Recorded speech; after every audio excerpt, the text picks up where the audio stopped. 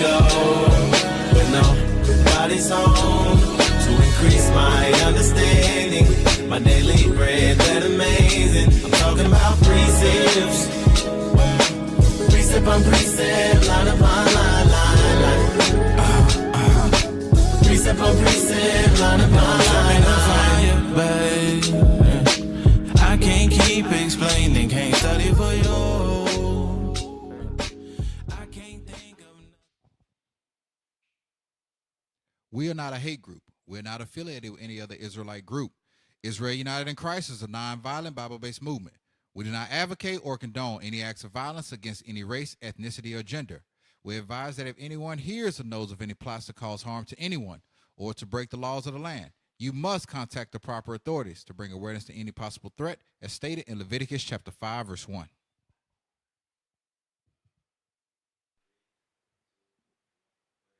Hey, Shalom Israel, Most High in Christ bless. Welcome to another edition of Precept Upon Precept.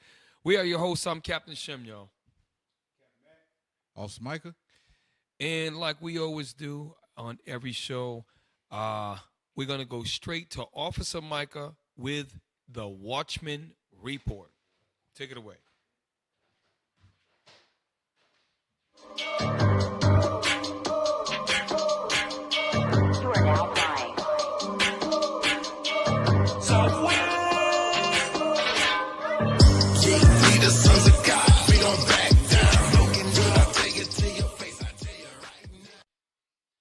Hey, Shalom Israel, Most High in Christ bless. Good evening. Let's get into some of the news. A lot going on around the world. All right, this is what everybody's talking about. High school runner who hit opponent in the head with baton faces assault and battery charges. She was crying like she didn't do nothing wrong. Dem AG sue over Trump administration's Department of Education layoff. They finding out that packet that they were supposed to get ain't really what they getting. Trump White House has asked U.S. military to develop options for the Panama Canal, officials say. Y'all thought he was playing when he said he wanted to take it. He's trying to take it. Trump announced mass expulsions, but the pace of deportation flights have been slower than Biden's. Hey, just because them flights slow don't mean you ain't got to go. He putting people out. UN experts accuse Israel of sexual violence and genocidal acts in Gaza, and nothing will happen to them. And this concludes the Watchman Report.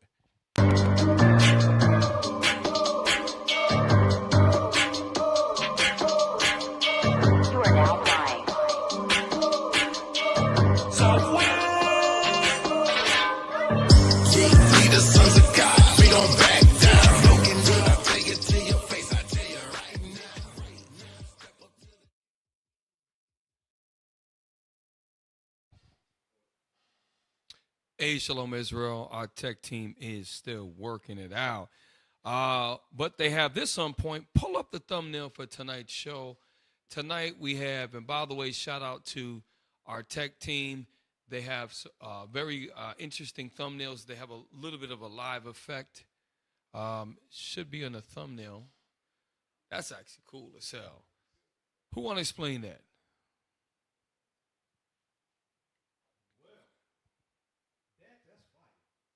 That is. Trump is the king of Babylon.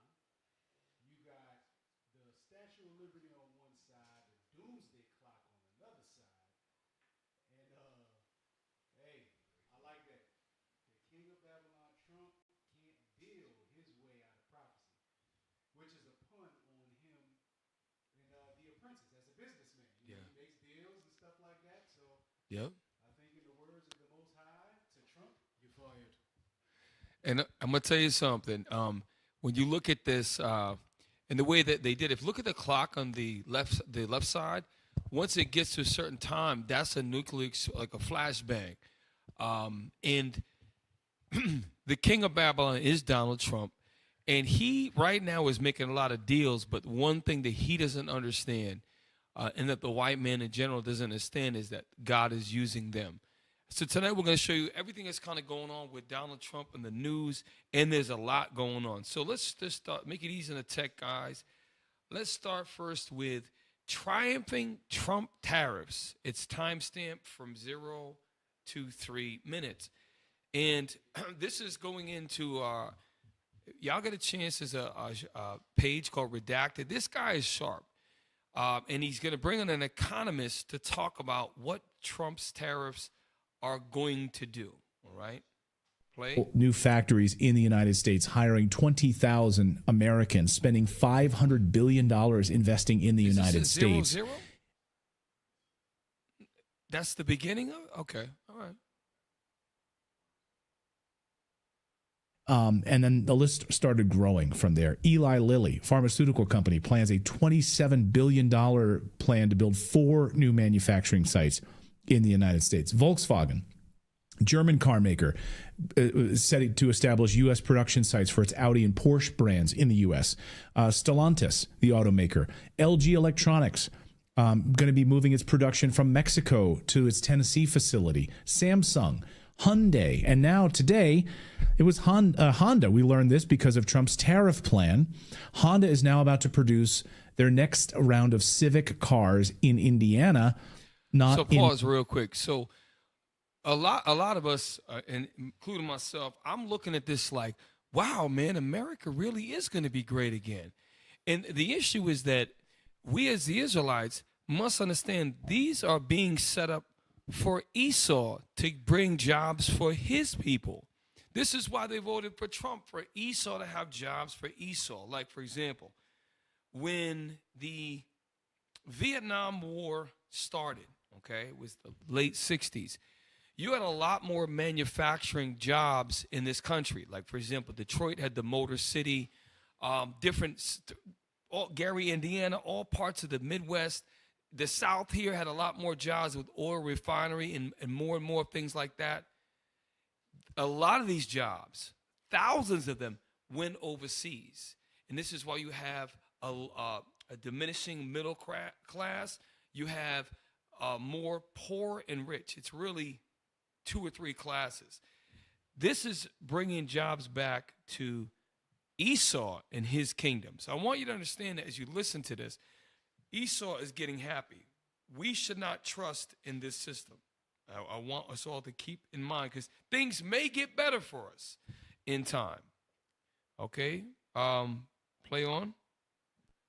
As they had originally planned due to U.S. tariffs, specifically because of U.S. tariffs. E.J. Antoni is a research fellow at the Heritage Foundation's Grover M. Herman Center for the Federal Budget and an expert and an economist, and we wanted to ask him his thoughts on all of this. E.J., welcome back to the show. Good to see you. So one of the big criticisms of all of this is that it was going to drive up costs for the American consumers. We're going to start paying a lot more here at home under Trump's tariffs. If you listen to left-wing podcasts, you can hear them complaining about it. They won't be able to get their cheap televisions from China or whatever it is. Do me a favor real quick because some things have gone up in price, but get me 2 Ezra 16. This country is called Babylon the Great for a reason. This is the greatest country in the history of the planet Earth. So everybody's trying to get here. No one's trying to get to the Sudan. There's not a line of people waiting to get into Mexico to live there. There's not a line of people. Hell, they didn't even want to go to Canada. They want to come to Babylon the Great. 2 Ezra 16, verse 20 and 21. The book of 2 Ezra, chapter 16 and verse 20. But for all these things, they shall not turn from their wickedness, nor be always mindful of the scourges. Okay, now, 21. Verse 21. Behold, victuals shall be sold good cheap upon earth. Victuals shall be sold cheap upon the earth, because what's going to happen is if Donald J. Trump brings in thousands upon tens of thousands of jobs, the American economy will recover and we can so-called balance the budget. And some of us are going to get these jobs. And guess what's going to happen? America is going to become a wealthy country. You're going to have businesses that are going to want to come to the country. And when that happens, read it again. Behold, victuals shall be so good cheap. Oh, I'm ready. Behold, victuals shall be so good cheap upon earth. It is kind of weird. It's strange. Read on. That they shall think themselves to be in good case. So just like a lot of us before COVID, we thought we was in a good state, right? COVID hits, boom, now we're in trouble. Trump's administration is going to bring a certain amount of wealth to even some of us Israelites here. But read it, that last part again says that they shall think themselves to be good, that they shall think themselves to be in good case. And we may think ourselves to be in a good case. Read. And even then shall evils grow upon earth. And evils are going to grow upon the earth. Read on. Sword, famine, and great confusion. Because guess what? Eventually, Babylon's going to come crashing down, but not before it goes out without a bang. Like, for example, give me a video about an old tiger. I believe it's a tiger. When a tiger is at the end of its life and it's about to die, it gets a spurt of power. It goes out with a bang. There was in a movie with Sean Connery. Pull up tiger dying, end of a tiger's life. Might be a lion too. If you can't find it, don't worry about it. The point is, Babylon, before it goes down, it is going to blow up, meaning it's going to become great. It's going to become powerful. It's going to become economically even more robust before it implodes, okay? Hey, Cap, that makes sense. Bring it out, brother. That makes sense because why else would the nation say, hey, we need to fight against this person? Yeah. Because they're going to get rich, and the other part of the Tin Horns, they're going to start losing money. Much like the Nord Stream pipeline, everybody was mad at them for that. Much like what was going on in France with all of those strikes and the farming strikes and all of that stuff. And they asked for help from the U.S., and the U.S. said, well, we got a shipping crisis, so you're kind of on your own on that one. I mean, that can only happen but so many more times before they get really, really upset and start to do something about it. Right, and that's what we've been cut. Those of you who watch the show, it is a geopolitical show, and we have back to before COVID started, before the Ukraine war, we've covered show after show after show. So when Cap's bringing it out, he's just recalling all the shows we've done. It's just like secondary nature to him. Y'all got to understand that what has happened in Europe, the United States is behind all of the confusion and all of the regulations. For example, the whole Green New Deal, all of that was with John Kerry pushing that from the Democratic Party, and it made its way all the way to Europe, okay? So don't worry about it. Just notice Babylon is at the end of its life, and it is going to get stronger before it dies, if you will. Go back to that. What was that? Televisions from China or whatever it is, but it was going to be a big problem for American consumers. So are they right or are they wrong? Well, if it's going to be a problem for American consumers, I would love to see the evidence for that, right? Whether we're talking about in the past or today. That's not to say there's not a wrong way to do tariffs. Sure, there is. There's a right way to do it. There's a wrong way to do it. What we saw during the first Trump administration was the right way to do it. And I think we're seeing. It just came to me. Get me, and I don't know, it's in Sirach, I believe. It says, be not ignorant in matters small and great. Because a lot of you might say, well, Captain Shem, why are you showing us this boring ass stuff?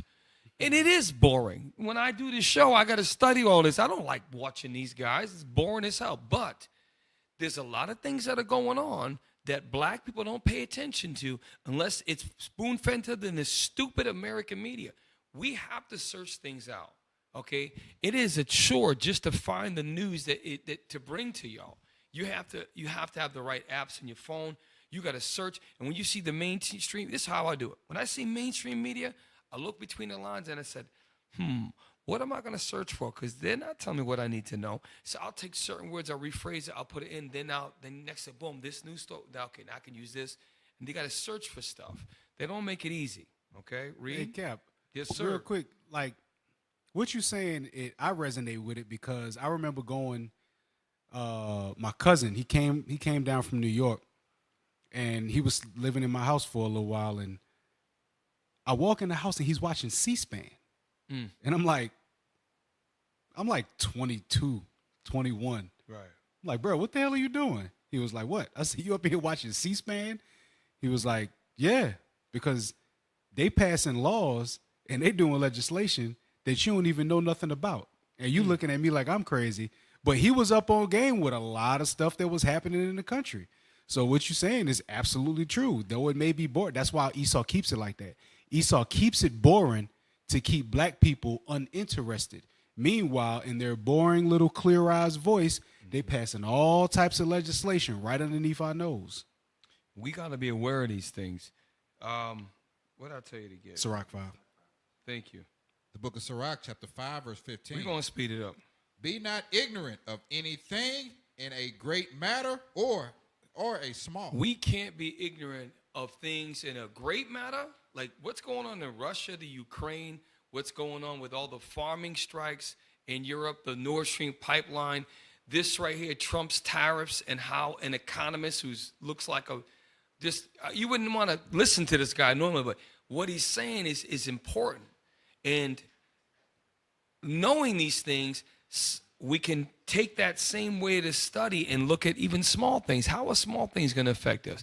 Do I really need a new car? Here I am. I'm a captive in Babylon the Great.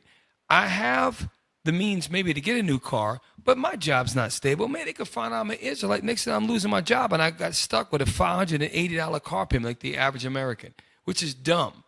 So we have to be, it matters great, like what's going on in the world, and something small, like, okay, well, I just want to get a new car, no big deal. No.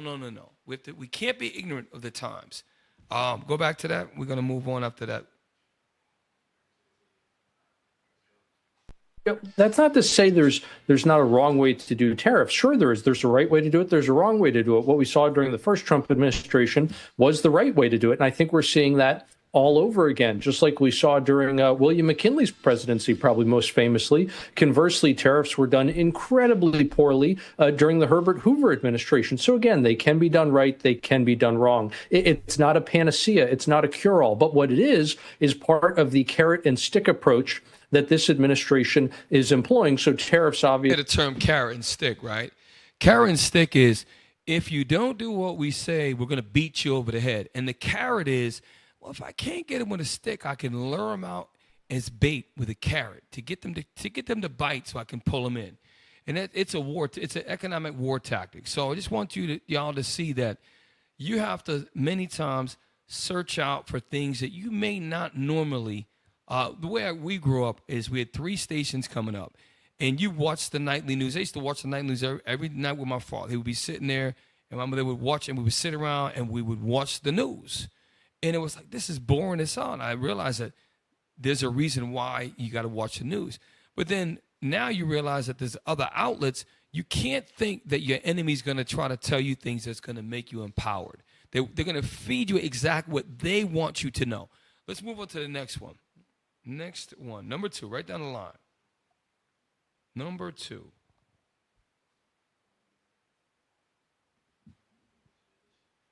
Any questions? Mr. President, on tariffs, how far Yeah, please. President Trump, how worried are you about the counter tariffs from the EU, which were announced yesterday? And also, Pause. They can hear that online, right? Because it's just low for us. Okay. So basically, Donald Trump is going to be asked, is he worried about retaliatory tariffs? And I'm going to tell you something. One thing about Trump is if you play poker, he does not reveal, even if he is nervous, he does not give anybody anything. He does not show emotion. He might show anger. That is emotion. But Trump is, what he's doing in front of the public, taking these questions and doing this, it's all part of his tactics. You got to see it. Y'all, we have to, if you notice, he keeps repeating himself. He'll say a point and then repeat it 5 times over the course of a minute and then go back and say it again. It's all to play in the psyche of what he's trying to get accomplished. Because behind closed doors, we're not going to see the real Trump behind closed doors. They're not going to show us that. So play on. Pardon me, given the fact that it has a massive trade surplus with the US, over $50 billion, Neil Martin might be quite nervous about what would tell him to get. Well, I don't think he looks nervous to me. And if he was nervous, he wouldn't show it. No, we do have a massive deficit with Ireland, because Ireland was very smart. They took our pharmaceutical companies away from presidents that didn't know what they were doing. And, it's too bad that happened. It's a tremendous job. Look, The Irish are smart. You're smart people. And you took our pharmaceutical companies and other companies, but, you know, through taxation and proper taxation, they made it very, very good for companies to move over there. And we had presidents and people that were involved in this that had no idea what they were doing, and they lost big segments of our economy. The European Union treats us very badly. They have for years. Pause. So part of that, bring it out. Cap. Right. He just took a dump on all of his constituents. Like, he said the EU has treated us very poorly and have for a long time. Like, come on. Like, he's slapping them in the face. He's really amping this thing up. Like, I think the Lord, not I think, but the Lord is in control of this guy's mouth. 100%. Because if you think about it, right, when during his first term, now you hear they'll say Trump 45, Trump 47. That just means he was the 45th president and now the 47th. And what during his the 45th presidency, Trump went in and, just as the businessman he is, he made the EU pay hundreds of billions of dollars in NATO shares because they weren't paying. And this is why he got so many enemies, and this is why they didn't want him to get reelected as the 46th president, and Biden got in. Play on. They were doing, and they lost big segments of our economy. The European Union treats us very badly. They have for years. I saw that. I had it out with them in my first term. It did well, but we had to solve other problems, and we did. But European Union's been very tough, and it's our turn too. You know, we get a turn at that also, but they have not been fair. They sue our companies and win massive amounts of money. They sued Apple, won $17 billion, and they use that for other reasons, I guess, or to run the European Union. So I'm not knocking it. They're doing what they should be doing, perhaps, for the European Union, but it does create ill will. And as you know, we're going to be doing reciprocal tariffs. So whatever they charge us, we're charging them. Nobody can complain about that. Whatever it is, it doesn't even matter what it is. If they charge us 25 or 20% or 10% or 2% or 200%. Okay, we can stop there. We ain't gonna let it play all the way out. So when he says and those of this, again, this is a show to help y'all. A reciprocal is the same. So if a company Trump is basically saying, if you charge me 26%, I'm charging you 26%. What happened is there's so much corruption in the U.S. government. Either they didn't care or they just have no interest in enforcing it. The U.S. might charge them 5%, where it's 26%. It's not on the balance. So Trump's like reciprocal tariffs, and the way that they're doing in the media is Trump's the villain. He's not. He's actually just doing what they're doing to the United States. Now, why is this important? I'm working my way up here. Hey, Cap. Yes, sir. Remember what he talked about? He talked about the $17 billion that they got from Apple. And, you know, when you really look at it, the U.S. is a bully. They want to know where your money's going. If it ain't going to them, what you doing with it? So that was kind of like a sly remark to even mention that, because it's like, yeah, they got $17 billion. What do you think they're doing with it? And it's just to put it out there for anybody that's his ally to be like, hey, you might want to look into the finances of the EU and see what they're doing with $17 billion that they got from one of our companies. It's part of that psychological warfare too. Right. Absolutely. And again, you said earlier, Cap, you said you know that the Most High is using this guy's mouth. What he's doing is God is using him, the Most High is using him to create the division amongst these Edomite dukes, these kings. That's what's going on. He's the king of the king. He's the executive of the executive branch, and they cannot govern his mouth anymore. And the Most High had him get shot, had him get attempted murder.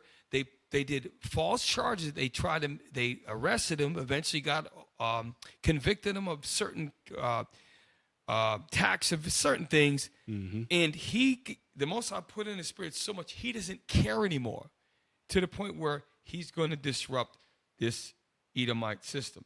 Now, changing gears real quick. Donald Trump in Iran. As a matter of fact, real quick. hold 3. We're going to go all the way down. I want to show you something. Go down to number 10. G7 is a sinking economic ship. G7, and do me a favor, you can find, I want you to pull up G7 countries. It should be very, very quick search. G7 countries, all right? And then also pull up BRICS nations as well, all right? We've done it before, all right? So we're going to play this and we're going to come back because this guy here is actually, let's let it play. Take the United States together with the other G7 countries. That used to be the dominant bloc of the world, right? The United States, let's just enumerate them so everybody knows. Canada, Japan, Germany, France, Italy, and Britain, okay? The G7, and I'm going to add up all the GDP, gross domestic product, total output of goods and services of all of those 7 countries, U.S. and its major allies. And now I'm going to compare it to the gross added up GDPs of China and its allies, known now as the BRICS. Okay, you add up the United States, about 28% of world output. You add up China and the BRICS, it's 35% of the world output. We aren't the wealthiest bloc in the world. We're number 2. So pause. This is why economists across the board are making it very clear it's not a question of if. The United States has already been surpassed with China and Russia, the BRICS. And this is why Trump, if you pay attention, if I'm losing a fight, what do? Well, I know we used to rule the world. We're going to take my forces back from here. I'm going to take my forces back from here. I'm going to secure the home front. That's why he talked about building the Golden Dome, not the Iron Dome. The Iron Dome is the rusty one over there in Israel. But he wants to build the Golden Dome. Why? Because before you go down, he's trying to fortify America. And I'm going to tell you right now, we're living in the last days of Babylon. Its kingdom is fallen, all right? Pull up G7. Yes, please. The group of 7 ministers from Britain, Canada, France, Germany, Italy, Japan, and the United States, along with the European Union. That's the key. So that's the G7 plus the EU. So he mentioned just those 7 countries. It's actually all of Europe and those 7, which Italy is technically part of Europe as well, and as France and Germany. But it's stronger than just the 7. Read on. Convened in the remote tourist. Okay, that's it for now. Pull up BRICS real quick. Now, we've covered BRICS absolutely extensively. And within the January of 2025, now I believe they have 10 complete. Indonesia is the most recent one. And they also have partner nations and other nations waiting in limbo status. Read that. Here's a more detailed breakdown. BRICS full members as of 2025. Brazil, Russia, India, China, South Africa. Stop. Those are the first 5. That's the acronym corresponding countries. Acronym, by the way, acronym is just you take all the letters and they represent a name. A lot of people I didn't realize what an acronym was until I was 30 years old. An acronym means if I say IUIC, Israel United in Christ. So when you see BRICS, that can help you when we look at things. A lot of times you can't figure something out. Okay, that must be an acronym. Read on. Egypt, Ethiopia, Iran, United Arab. Stop. So Egypt, Ethiopia, Iran, and the United Arab Emirates. Those are the most recent partners. And one big one that accepted, that was awarded partnership but didn't take it was Saudi Arabia. And then the last one is Indonesia, which is a huge economy with tens and tens of millions of people. Now, partner countries. BRICS partner countries as of 2025. Belarus. Bolivia. Now that's Central South America. Cuba. That's the Caribbean. Kazakhstan. Kazakhstan is on the Russian border. Pull up a map of Kazakhstan.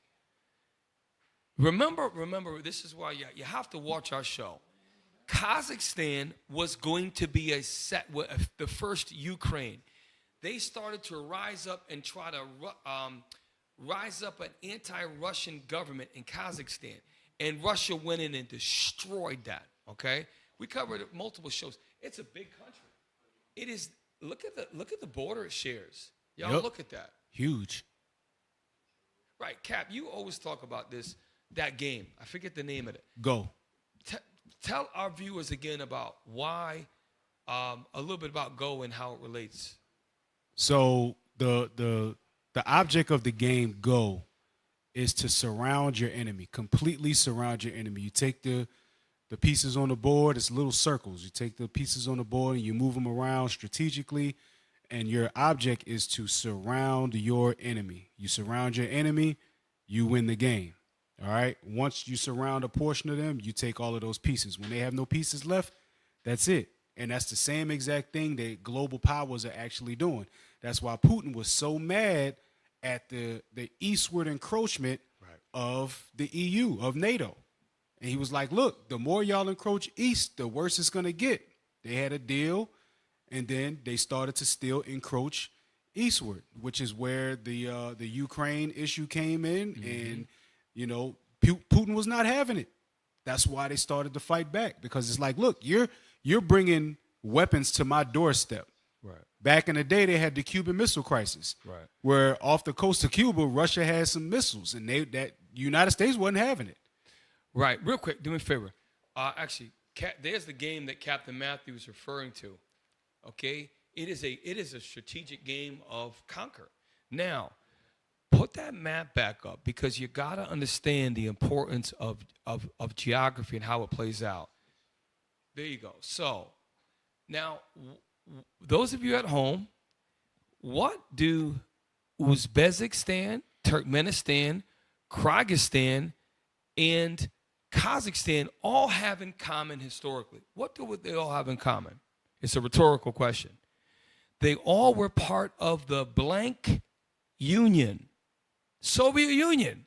All of that was, they called it Mother Russia. All of that was part of Russia.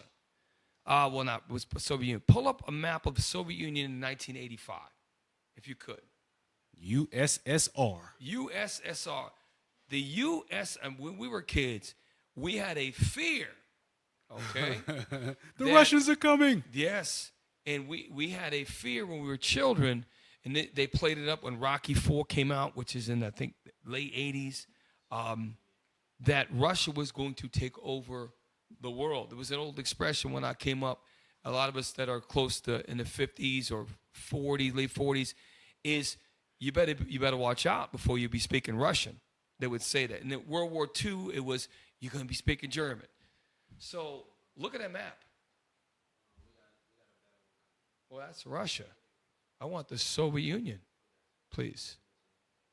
Yeah, there's an animated cartoon, Cap, of Superman, where Superman is actually Russian. Damn. Yeah, it's like it's in a world where Russia won. I remember that. You know what I'm saying? That thing was crazy. Like, Superman is like demolishing stuff. But y'all close to 40, huh? Yes, y'all sir. getting up 40, there. Damn, I keep forgetting that. Okay, look. So that's, now everything in Captain Buckanaya pants color. Shout out. He won't watch his show. He's probably getting his nails done. No, I'm just kidding. He just gets his toes, not his nails done. But if you look at that picture of the Soviet Union, all of that was part of the, look how big that is. Moldova, Ukraine, all of that was part of the, so it was huge. And that was in, what year is that map?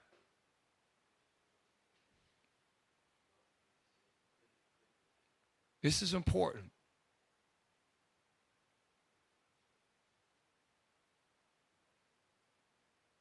So it says the Union of the Soviet Socialist Republic. That's the USSR, right?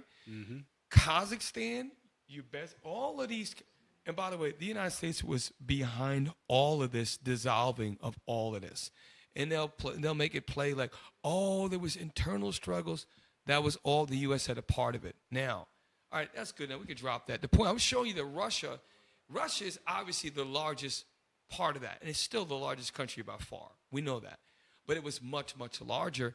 Kazakhstan, go back to Kazakhstan. Kazakhstan in the pink right there, that shares a huge border with Russia. Now, that's part of a partner nation with BRICS. Why is that important? It is very important because look what is below it. You get India and the other countries down. Why is Ukraine so important? Ukraine is the barrier between Europe and Russia. That's why it's so important. Plus, it's a very, very fertile farming land. And look at how much border it shares the Black Sea. It's very black. Why is the Black Sea so important? From there, you go through Constantinople into the Mediterranean Sea. From there, Suez Canal, boom, you're in the Indian Ocean. Incredibly strategic positioning, okay? And guess what? They don't have any option. They're going to succeed. A lot of that land, go down to Crimea. If you could type in Crimea, Ukraine.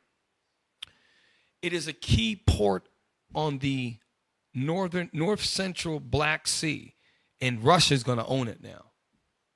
Crimea. Okay, there it is. A little island. Crimea is on the Black Sea. If you look what they're fighting over, Crimea, if you control Crimea, see the Sea of Azov, and if you look at Crimea, if I control that and I have my Navy right around there, I'm going to run that whole sea. And that's what it's about. And guess what? This could have all been peacefully resolved, but the EU or all these other countries by the U.S. supplied the Ukraine to be able to fight for 3 years. 3 years. Okay, go back out of that. Go back to the other one. And Mike, if you have something, please bring it up. If y'all brothers got something to say, please bring it out. I want to go back to the BRICS. I was reading the Kazakhstan. Please. They're really playing on another level. Like, look at how strategic that they are with, in hindsight, now we see it.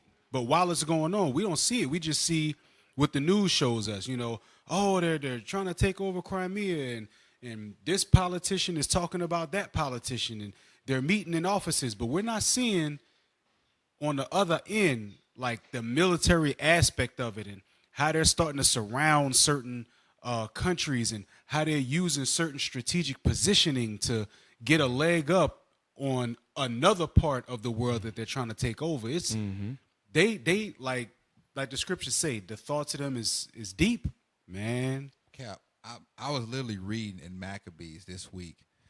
I was reading about how when Alexander, when he died, right, and he had his generals, the guy that came out of Seleucus, Antiochus, he went and attacked another general because he wanted his land. He said, you know what? I want what you have. Genesis 27 about that sword, they've been doing this for centuries. And when Cap was bringing out those maps and you see the areas that they're occupying, then they're not going to stay at home.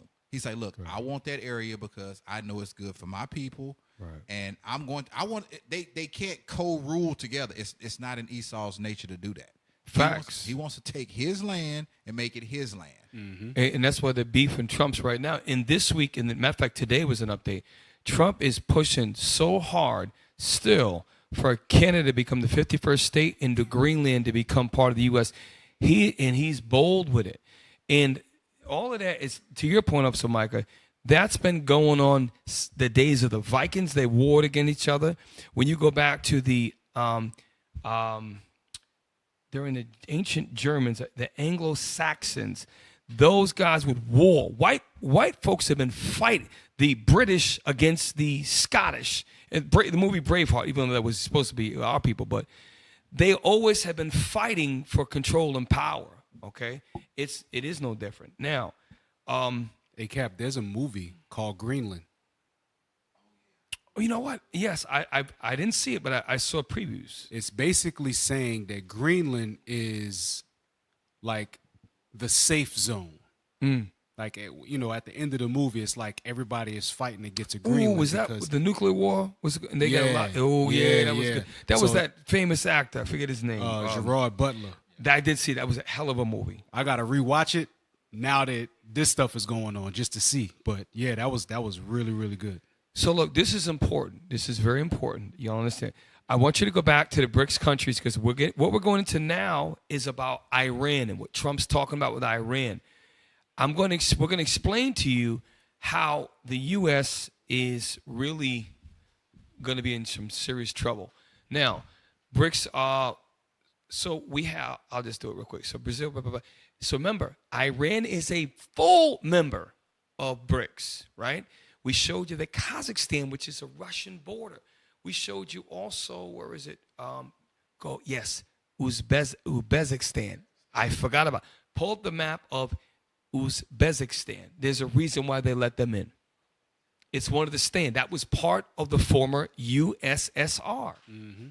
Why let Uzbekistan in and not say Kurdistan? Because there's a reason why. I'm going to show you. The other one, the wider shot. Uzbekistan in that map is to the east. In their defense, I did not give this to them ahead of time, y'all. I'm asking them on the fly to do it. Okay, yes. Yeah, right there. It's right below Kazakhstan. Watch this. If to Captain's point about the movie, what is it? Go? What is it called? What is the game? Yeah, Go. Okay. Watch how they're working it. If you have Kazakhstan is a partner nation, right? Uzbekistan, watch how you're now reverse engineering. Iran's already part of them. Next is going to be Turkmenistan, because how you going to be Iran? You're surrounded by BRICS nations. It's strategic. Guess what's going to come next? You're going to have Afghanistan. India is already part of it. They are literally, and we read before about the economists talked about that the GDP of BRICS is actually 35%, comparatively speaking to the G7 and the EU, which is only 28%. This is becoming a global phenomenon, and there's nothing the U.S. can do about it except for refortify the home front. Now, we're running out of time. I'm going way too slow. Let's get timestamps for number 3, and I'm going to speed it up because I've been, oh, gosh. So let's just let it play out. I'm not going to say nothing.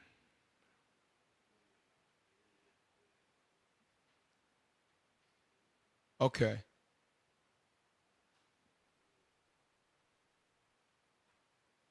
Okay. Dead space. We can't have dead space. Get me 2nd Edges 15. Because the Iranians, while we wait for the tech team, the Iranians are called a different name in the Holy Bible. We bring it up probably once every other show. What we're going to explain is about these ancient people. They have a name. Read that. The book of 2nd Ezra, chapter 15 and verse 29. Watch this. Were the nations of the dragons of Arabia. Who are the nations of the dragons of Arabia? Those are the sons of Ishmael. They dwell in the so-called Middle East. And they got pocket cells in Australia, Japan, all over the earth. Who are they? United Arab Emirates, Saudi Arabia. You got Oman, you got Yemen, you got Iraq, you have parts of Iran, you have Lebanon, you have Israel, which is the Palestinians. All of these are the Arab sons, okay? Now, watch this. Read on. Shall come out with many chariots. So when you come out, read it again. Were the nations of the dragons of Arabia. So if the nations of the dragons are going to come out, are they going to come out one at a time? They're going to form up and come out together. That's what it's saying. Read on. Shall come out with many chariots. Many chariots, how? As a force unified. Read on. And the multitude of them. Meaning they are together in one mind. Read on. Shall be carried as the wind upon earth. Right. They're going to move swiftly. Read on. That all they which hear them may fear and tremble. Who's the they? Is it going to be the Carmanians we're going to read about in a second? No, it's going to be Assyria, which is the ancient name for Esau over there today, which is the Israelis. Read on. Also, the Carmanians. That's talking about the modern day Iranians. This is why the next thing we're going to go over is so important. Read on. Raging in wrath. Wait a minute. What's going to make a people rage with wrath? That's when you messed with their nation. You messed with their top, the top political guy who's the number 2. Solomon, right? They did the flag, the only time in history. You keep messing with a nation to the point where that's it. Okay? The gloves are off. No more. Read on. No more diplomacy. Read on. Raging in wrath. Raging in wrath. Shall go forth as the wild boars of the wood. Right. A wild boar. Listen, Esau crazy. I watch videos about they get them a wild boar and then they pick up their hind and like a wheelbarrow, they walk them through the woods because once they get up on they can't move. But until you do that, they are so dangerous. They kill hunting dogs. They can kill a hunter even with a gun raised at them. You need a round well placed to stop those terrible. They're beasts. Okay, read on. And with great power shall they come and join battle with them. Wait, stop. The Carmanians with great power are going to join battle with them. Who's the them? Read it for the top of 29. Were the nations of the dragons of Arabia. That's the them. So they're going to be unified. What's going to make them unified? Now go to the timestamp. This is from Forbes. I think it's from Forbes. I don't know where the hell it's from. Now let's turn to Iran. The country has been under a lot of pressure, or should I say maximum pressure, from the US President Donald Trump. He's back in the White House. One of his first acts after taking office was to reinstate his policy of maximum pressure on Iran. The goal? To deny Iran all paths to a nuclear weapon. Trump has said that he wants to work out a deal. He wants Iran to agree to never making a nuclear weapon. You know what's kind of stupid is that Iran, which is a huge country with over 140 million people, dwarfs the size of Israel. It's bigger than France. It's got more people than France. France can have nuclear weapons. England, which is a little bitty country compared to Iran, they can have a nuclear weapon. Other places, North Korea can have, but Iran can't have, which is probably one of the most powerful countries in the Middle East. But they can't have a nuclear weapon. It shows you that they're putting them in a position to take power away from them. Now, play on. And he says his maximum pressure tactic is the way to ensure this.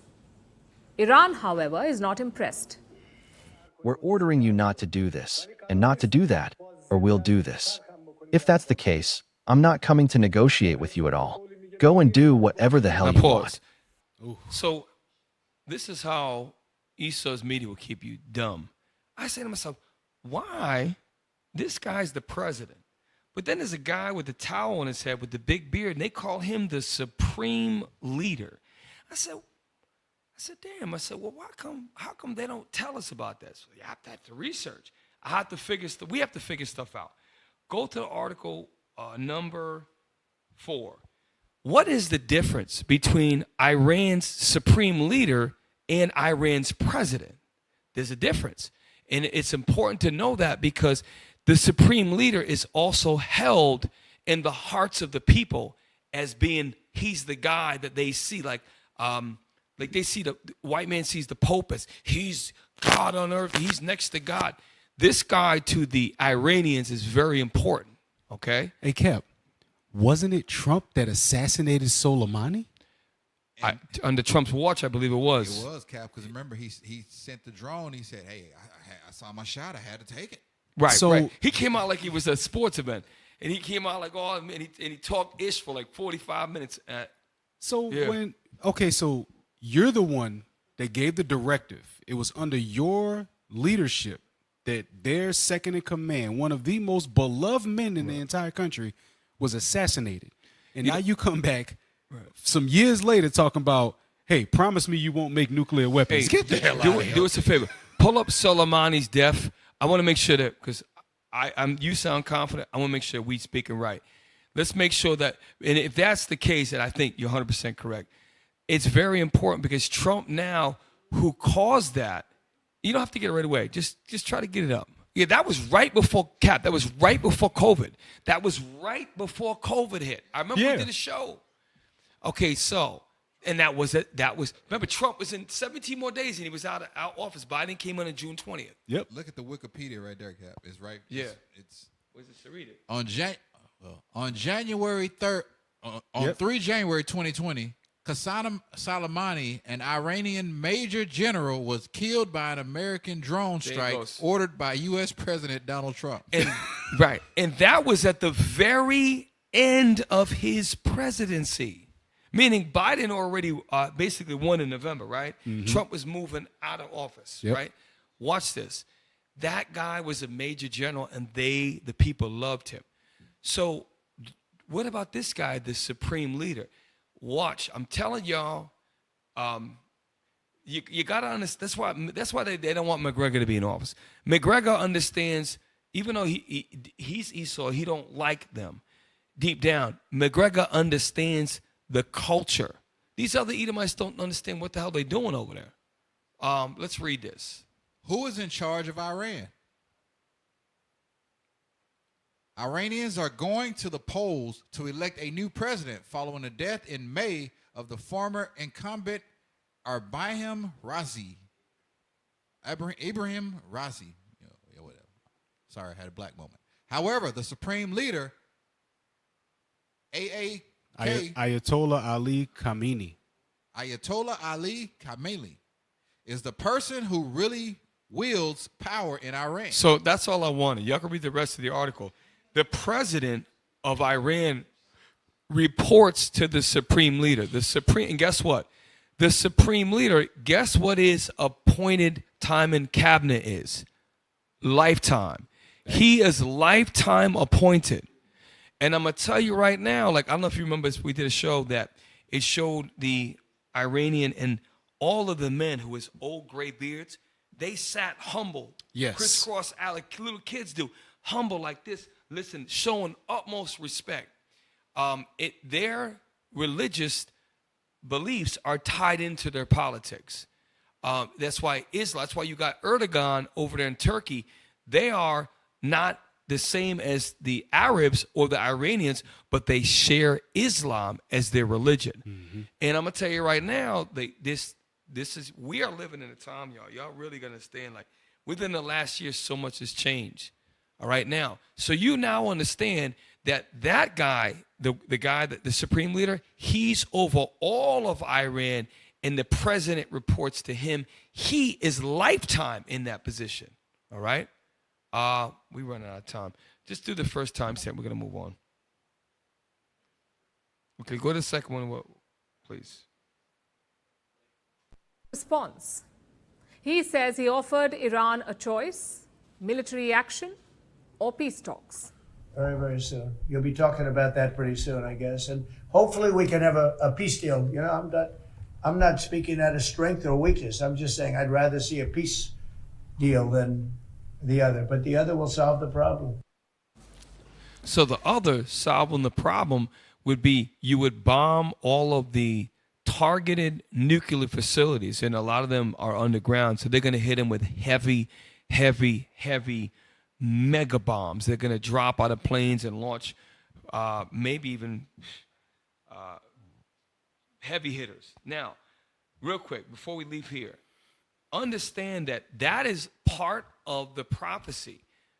If Iran's not going to agree, why should we not be able to have nuclear plants for power and nuclear weapons for defense, right? France has it. Russia has it. North Korea. We should be able to have it too. Now, Trump's saying if they don't agree, the other thing is we're just going to have to launch military attack them. Now, if you do that and you don't give them an opportunity to exercise diplomacy, what happens? That's when they're going to be enraged. And guess what? Right now, these things, in 20 years, Christ could come back, y'all. Like, we really don't know when the Most High going to send his son.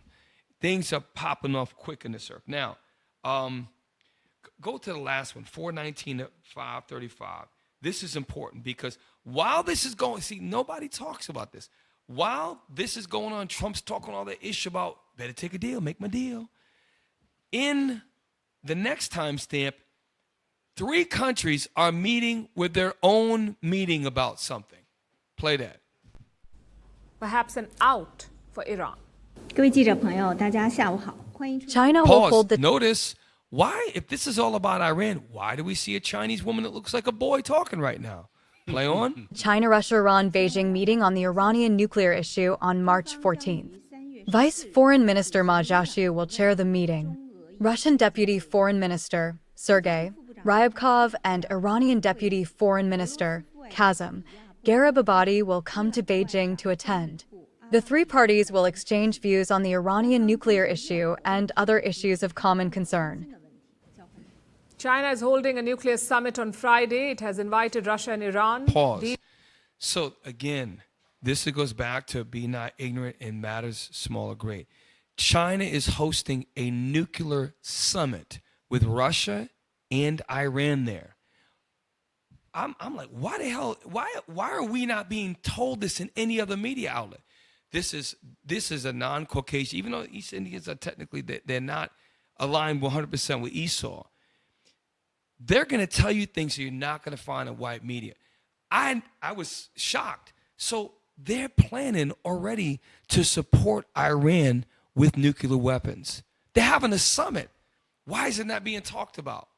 Again, the Most High setting the stage. He's setting it up. All right. I wanted y'all to see that. Yeah, that's why it's going to catch a lot of people off guard, because they stuck in that American bubble and they looking at 20v1 videos and you know mashups on TikTok. Meanwhile, all the world's a stage, and they gearing up for war. Yeah, and to your point, if you look at Israel, they learn this behavior from America. Right. They following the same playbook. They say, okay, we want this piece of land in Gaza. They ain't giving it to us. We're just gonna bomb them. All right, Trump said, hey, we see Solomon already. Hey, now y'all deal with this deal, or we gonna bomb you. It's they do the same thing. Right. In Genesis, his characters, it talks about, and he shall rule by the sword. He is, and that also you brought up earlier. That's not just with brown countries. It's with his own people. He wants to take Canada right now. They're going back and forth. That's what we're about to get into next. So we're gonna roll right into that. Number 5 in Canada. So it's not just around these Middle Eastern areas. There is a trade war right now with Canada. So this is recently, I think it's a TikTok or something like that. Watch what the tough talking Canadian. That the government of Canada, following a dollar-for-dollar approach, will be imposing, as of 12:01 a.m. tomorrow, March 13th, 2025. So that was today. So that is today. Okay, read. 25% reciprocal tariffs on an additional $29.8 billion of imports from the United States. This includes steel products worth $12.6 billion and aluminum products worth $3 billion, as well as additional imported U.S. goods worth $14.2 billion for a total of $29.8 billion. The list of additional products affected by counter tariffs includes computers, sports equipment, and cast iron products as examples. Pause. Get Isaiah 14 real quick. Because even nations that you would think they are all watching the U.S. right now. Isaiah 14, start at verse, let me see 7. Let me see 7. Isaiah chapter 14 and verse 7. The whole earth is at rest. Right, because before the earth was not at rest. Everything's up in arms. Read on. And is quiet. They break forth into singing. Yea, the fir trees rejoice at thee. Why? Because Esau tried to destroy everything. Under the Native American, I don't want to say the Indian, Native Americans, who were the 10 tribes of Israel, they didn't cut down trees. They didn't slaughter buffaloes and put them in piles the size of foothills. They didn't do those things. They learned to live and appreciate the land. Esau is who this is talking about. What other race destroys trees by the acre after acre? Read on. And the cedars of Lebanon saying, Since thou art laid down. Right, since you are laid down, read on. No feller is come up against us. They stopped chopping my brothers down. Read on. Hell from beneath is moved from thee to meet thee at thy coming. Jump to 11. Verse 11. Thy pomp is 10. Verse 10. All they shall speak and say unto thee. All they. That includes Canada, believe it or not. Even though that they share a border, I'm telling you right now, these Canadians, they are the same race. They are going to say this. Read on. Art thou also become weak as we? Because Canada's weak as hell. If somebody were to attack Canada and the U.S. didn't do anything, they wouldn't last. They would not last. The reason why they have the protection they have is because of the USA. Read on. Art thou become like unto us? Right. Thy pomp is brought down to the grave. Pomp is pride, is I am puffed up. I am all powerful. That's why Trump can talk all the crap he wants and people fear still. But that's coming to an end, and is coming to an end in our lifetime. Read. And the noise of thy vows, the worm is spread the worm is spread under thee, and the worms cover thee. How art thou fallen from heaven, O Lucifer? He didn't fall from heaven. He fell from his rulership state. Lucifer is the devil, which is so-called white man. Now, let's go back to that video. Oh, I think it's done, right? Okay, play on. Additional products affected by counter tariffs includes computers, sports equipment, and cast iron products as examples. These tariffs are in addition to Canada's 25% counter tariffs on $30 billion of imports from the United States in response to U.S. tariffs put in place on March 4th. They are not playing. They are not playing. They're not playing games. So watch this. Go to the next one. Never thought Canada would be so tough. I mean, honestly, you know, there's something coming. Free healthcare. Yeah. All right. So number 5. So Trump is now going to speak on his position on the tariffs he is imposed on Canada. It's about a 3-minute video. Thank you, Mr. President. A representative of Canada, the finance minister, are in town and will meet members of your administration during the day. Any chances that you will ban on the tariffs on aluminum and the ones that are planned for April 2nd? No. You are not going to change your mind? No, I'm not. Look, we've been ripped off for years, and we're not going to be ripped off anymore. No, I'm not going to bend at all. Aluminum or steel or cars, we're not going to bend. We've been ripped off as a country for many, many years. We've been subjected to costs that we shouldn't be subjected to. In the case of Canada, we're spending $200 billion a year to subsidize Canada. I love Canada. I love the people of Canada. I have many friends in Canada. The great one, Wayne Gretzky, the great. Hey, how good is Wayne Gretzky? He's the great one. But we have, I know many people from Canada that are good friends of mine. But, you know, the United States can't subsidize a country for $200 billion a year. We don't need their cars. We don't need their energy. We don't need their lumber. That's thy pomp right there. This has been a loyal so-called Edomite ally for hundreds of years. And now you have a bold, proud king of their kings. We don't need Canada's trees, cars, nothing. Hell, we'd rather make them in the U.S. This is the beginning of the end of Babylon the Great. It's been on a downward spiral, but now it's manifesting. So, this is what we're going to do. Is there any more now? 1:24. After this, we're going to go to break. And remember, next week, Officer Yas will be doing his segment right before break. The tech team's working on that. It should be pretty informative. That they give. We do it because we want to be helpful, but it comes a point when you just can't do that. You have to run your own country. And to be honest with you, Canada only works as a state. It doesn't. We don't need anything they have. As a state, it would be one of the great states anyway. This would be the most incredible country visually. If you look at a map, they drew an artificial line right through it between Canada and the U.S., just a straight artificial line. Somebody did it a long time ago, many, many decades ago, and makes no sense. It's so perfect as a great and cherished state. Keeping "O Canada," the national anthem. I love it. I think it's great. Keep it. But it'll be for He the talks so much. You know, the Canadian people are so angry right now. Can you imagine if you, an American citizen, and it was switched around, and they're like, look, why don't you just become the second part of state for Canada?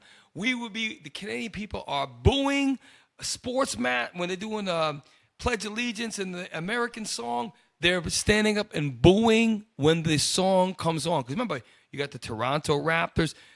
Some Canadian teams are part of the National Basketball Association. Very true. Some of the Major League Baseball teams and hockey teams are in Canada. They allow us to play between countries. No other country. Okay? So really, they bring it out. So really, they are part of the U.S. Trump talks his stuff. He's like, look, you got to be a part of this state.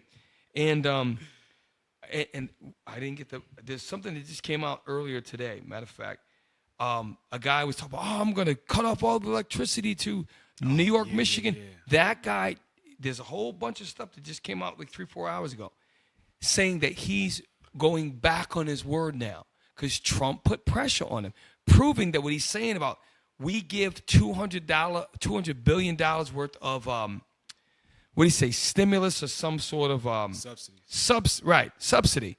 If we did not support them like that, their industries would come crashing down. So they talk tough, but they had to bow down. Why? Because Babylon the Great is the king of all the earth right now. Job 9:24. They rule everything. Okay, now, but that's coming down. That's why Trump's pulling out, and you're going to see as we go. So we're getting ready to go to break. When we come back, Captain Matt's going to kick it with the Kingdom music, and we'll have a second half of the show. Stick around, y'all. Shalom. Hey, shalom, Israel, Most High in Christ bless. My name is Captain Shem, IUIC New Orleans. Help us to grow. YouTube page, subscribe, like, share, hit the bell notification. And now it's even easier, y'all. Hey, and also part of New Orleans Camp, we got the community cleanups. Cleaning up our neighborhood one at a time. What y'all waiting for? Subscribe. What are you waiting for? Subscribe. There's so much wrong going on in the world, but somehow we keep it all smile. Subscribe and follow us on all social media accounts. We got TikTok, we got Twitter, we got Rumble, and YouTube. Make sure y'all follow IUIC New Orleans. Shalom.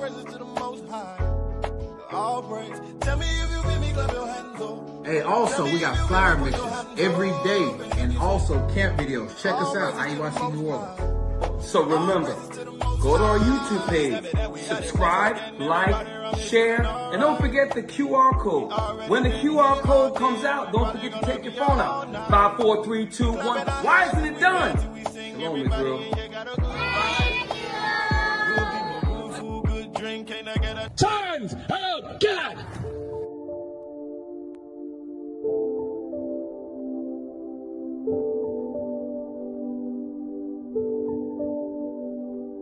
We're here for you. I believe in what y'all doing. We're here for you. Believe it or not. I believe in it. I love the movie. Straight up. Keep doing that.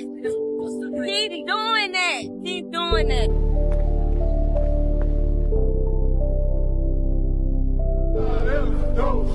Nation time. Left, right, left, right.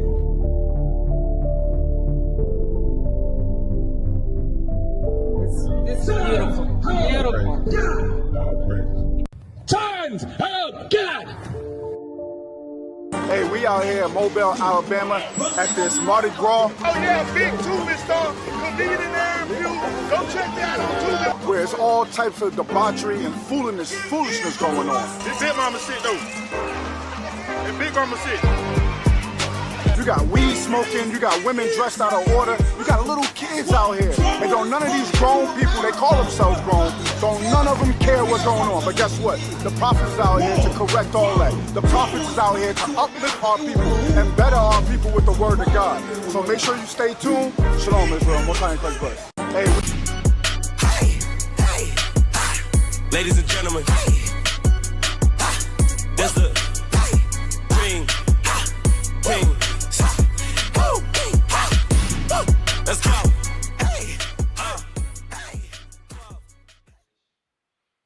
Hey, Shalom, Israel, Most High in Christ. Bless Captain Matt here with Kingdom Music. All right, look, go to Original Royalty on YouTube and subscribe.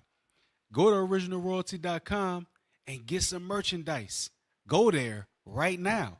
Just like how we doing the Booster Club. There you go. Boom. Just like we plug in the Booster Club, give to the Booster Club, man. All right? Now, with that, we're going to go to Sons of Thunder. All right? One of the best groups in Israel. We're going to see what they got with Vengeance.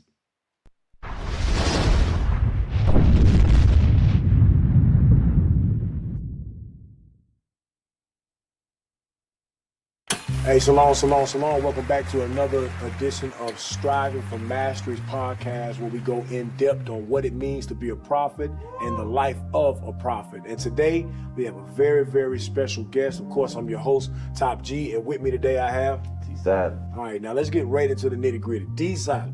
Yes, sir. Thank you for coming on the show, man. How you feeling? Feeling good. Appreciate you for that. What does it really mean to be a prophet? And also talk a little bit about praying for vengeance on the adversaries of the nation of Israel. Okay, yes, sir. Obviously, that's all detailed and outlined in the scriptures, and we put that into action. But if I can, I just love to do it in song, if that's okay. Hey, crowd, what y'all think about that? T-Silent performing live, what y'all think? All right, so the people's ready, man. Let's hear it, man. We want to do it. Check. Yeah. Yeah.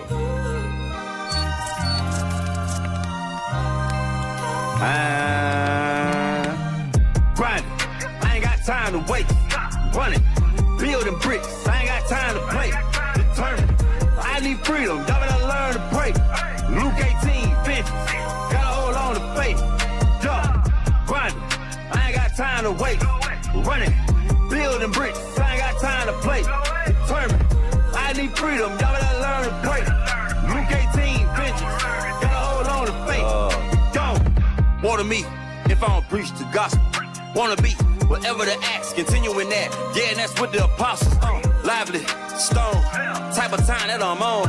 Mad at us cause they ass out while we in the house like Jerome. Prophecy come to pass while the heathens are sweating to make it last. Got so many faces they don't need a mask. But eating unbreakable, Mr. Glass, he created the wisdom with the faithful in the womb. Actions speak the loudest in the room. Gotta prep the bride for the groom. Beginning of the end coming soon. Look, why you shook? We just reading words out the book. Never mind how long it took. Cause God got the recipe, let him cook. Yeah, he caught the crooks in the land of the thief and the home of the slave. Sent the prophets like a way to crash the party. And we just getting it started. Eat them the target. Babylon, yeah, gotta burn. The vagabond finally got his turn. Ash died too, that's a bastard. Nukes for the dukes, that's a hazard. Deep coming through, drop the hammer, calling it home improvement. This is the life, it's more than a movement. Seed of Jacob, and we can prove it. Watch this, grinding.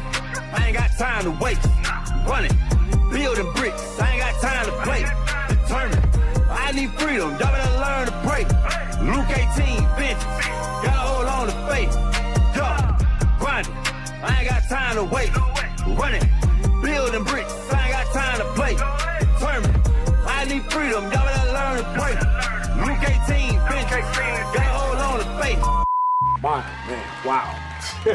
Hey, yo, that's fire right there. I've been thinking about some of the same things you've been saying because I've been on this journey for a while as well. So here's a little bit where my take is on it. T-Silent, I gotta talk to you. So many demons is ranting and raving, and man, I'm just trying to walk different. Pray for destruction, I'm building my faith. I got a lot on my plate, trying to get in them gates. Salute my angel on the way, I ain't got time to waste. Pushing this truth, I got time today. Professionalism, we make it work like a mechanism. If you ain't with my people, then it doesn't matter. So we ain't worried about nepotism. Exorcism, when I cast out the inner demons that lusted for vandalism, cause it's catastrophic, cataclysmic. Acts of the apostle, we got a mission like, listen up. Pray for destruction, can't get enough. I know that you think that you know where I'm going, but I'm bending bricks, so mount them up. Still in the service, count them up. 144,000, demonstrating true power. Wisdom rain, that shower, wasting land in less than an hour. Here's a chance, roll with a prophet, take a glance. Walk in our shoes, take a stand. Royal priesthood, Uncle Sam. Here today, then I'm out of pocket. Grinding hard, that's part of the topic. Cross the globe in the speed of light, blasting off just like a rocket. You can't stop it. Grinding, I ain't got time to waste. Running, building bricks, I ain't got time to play. Determined, I need freedom, y'all better learn to pray. Luke 18, vengeance, gotta hold on to faith. Let's go, we grinding, I ain't got time to waste. Running, building bricks, I ain't got time to play. Determined, I need freedom, y'all better learn to pray. Luke 18, vengeance, gotta hold on to faith. Let's go.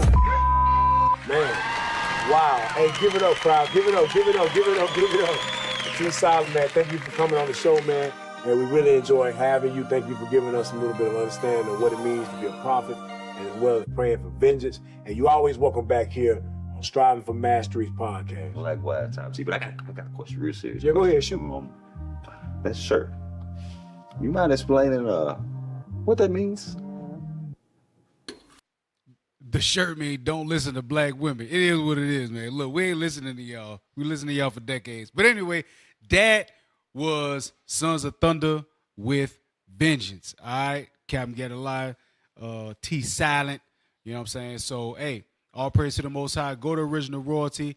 Continue to support the Booster Club. All right, support the Booster Club. All right, we got to take over the world. It costs money to do it. Let's get it going. Shalom.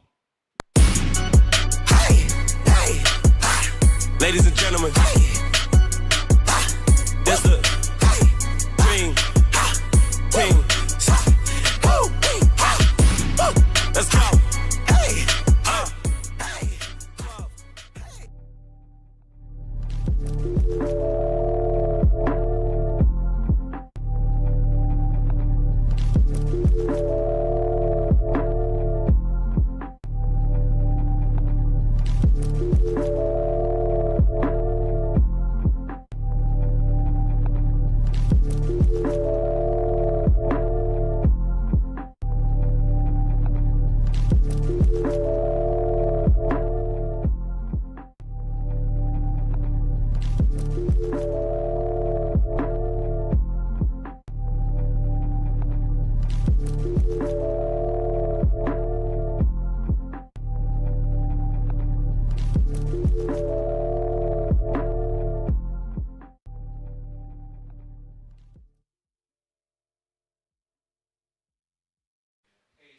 Welcome back, Precept Upon Precept, late show.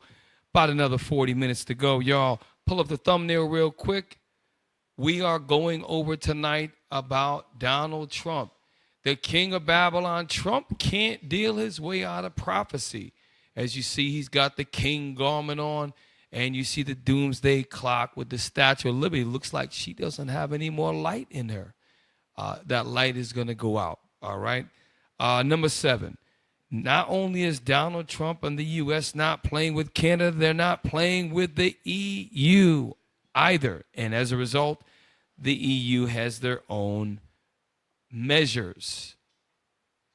This morning, the United States is applying a 25% tariff on imports of steel and aluminum. We deeply regret this measure. Tariffs are taxes.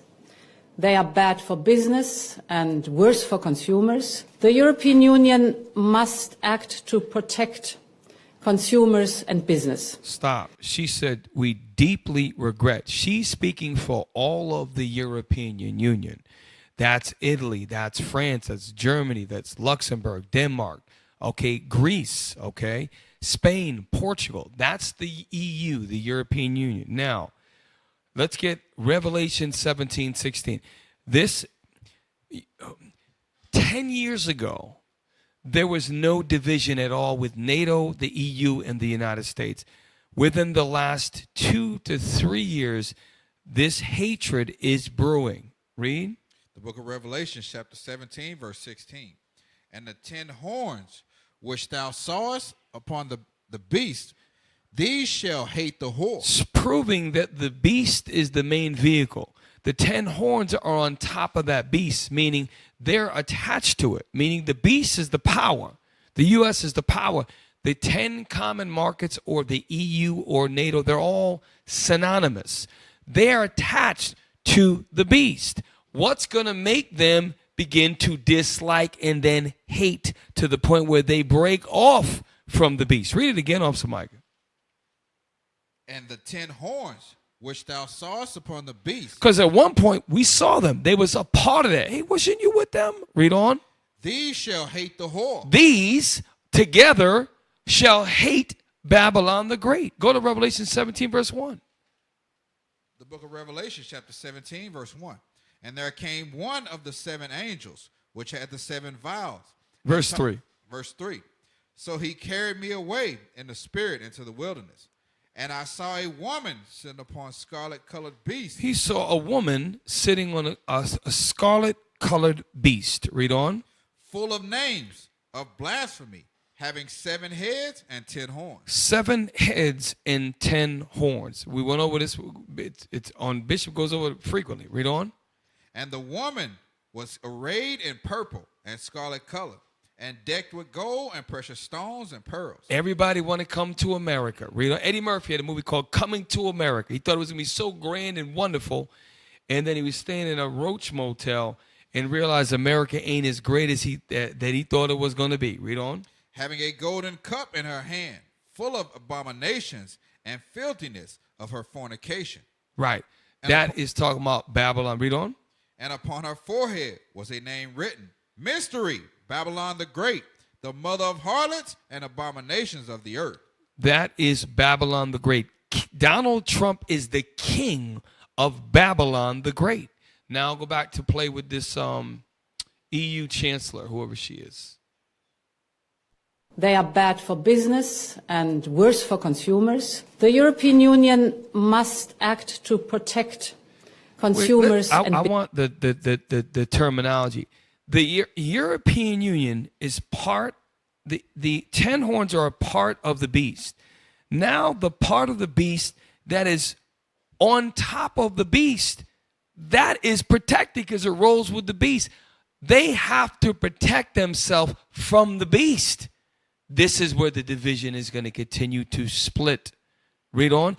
What do you think the people in Germany, the people in Czechoslovakia, when the winters come and they can't afford to go out to eat anymore, they can't afford to pay their car payments anymore because the U.S. under smoking Joe Biden blew up the Nord Stream pipeline. Right. Don't you think that's going to add to the hatred? Cap, you pointed out earlier, all of that's going to come out. It's coming out now.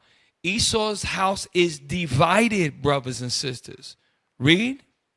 Countermeasures we take today are strong but proportionate. As the United States are applying tariffs worth $28 billion, we are responding with countermeasures worth 26 billion euros. This matches the economic scope of the tariffs of the United States. Our countermeasures will be introduced in 2 steps, starting with April 1st and fully in place as of April 13th. In the meantime, we will always remain open to negotiations.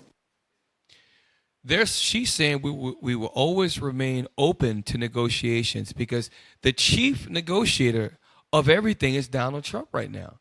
And everybody knows that. That's why he sets the rules. And if he wants to back down, they'll back down. They're going to follow his lead. Why? Because they're Babylon the Great. And it's prophetic. Go back to the thumbnail real quick. This is important. The more that I think about this title, the more that it really resonates. The king of Babylon, right? Trump can't deal his way out of prophecy because no matter what they do and how they come to agreements and he brings jobs back to America, then they ease the tariffs down. You think that there's world peace and it doesn't matter. The Lord will raise someone else up after Donald Trump to fulfill his will. Right now you're seeing his heart. Donald's heart is hardened right now. And the Republican Party, they're scared to say anything. Okay? Now, Get number 8. This is an article. Trump is not playing with the EU. Now watch this. I think this came out today. Okay.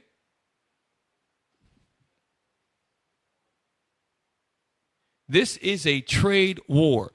One of the rules of war is economic war. Donald Trump has waged economic war, Babylon the Great, on the 10 horns. He has waged a war. A war. Read. Trump threatens tariffs on European wine and spirits in escalating trade war. Damn. So hold up. I'm sorry. Hold on. That's from 6:50. That's from 3 hours ago, 4 hours ago. Okay. So this is. Here's my point. You are seeing real time the gap that's distancing itself between the 10 horns and the beast. Okay. Read, play, read. Trump will target European wine to protect U.S. whiskey. Wow. S&P 500 ended more than 10% below last month's record high. U.S.-Canada talks failed to reach breakthrough. Steel and aluminum tariffs led to trade barriers for alcohol. If you notice, Canada and all of the European countries, the people that are citizens that have any value in their eyes are Caucasians. Before they would let it slide. Oh, that's a white country. Let it slide. They can't do that anymore. When Babylon the Great is trying to go into self-preservation mode, they're going to protect their interests first. That's what countries do when they're coming down. Okay, that's why he had to run with the phrase "Make America Great Again" because it fell down. Okay, read. U.S. President Donald Trump on Thursday threatened to slap a 200% tariff on wine, cognac, and other alcohol imports from Europe, opening a new front in a global trade war that has rolled financial markets and raised recession's fears. Stocks fell on the news, and investors worried that Trump would enact stiffer trade barriers around the world's largest consumer market. The S&P 500 finished today more than 10% below a record high reached last month, confirming the benchmark index of U.S. stocks is in a correction. That's how you know Negroes is about to start taking a look. Right. They're about to start taxing Hennessy. Yep. And Crown Royal. Hold on, where is it? American whiskey. American whiskey and other products next month, which itself is a reaction to Trump's 25% tariff on steel and aluminum imports that took effect on Wednesday. The European Commission had no immediate comment on the move. Right. We just listened to the lady for the European Commission.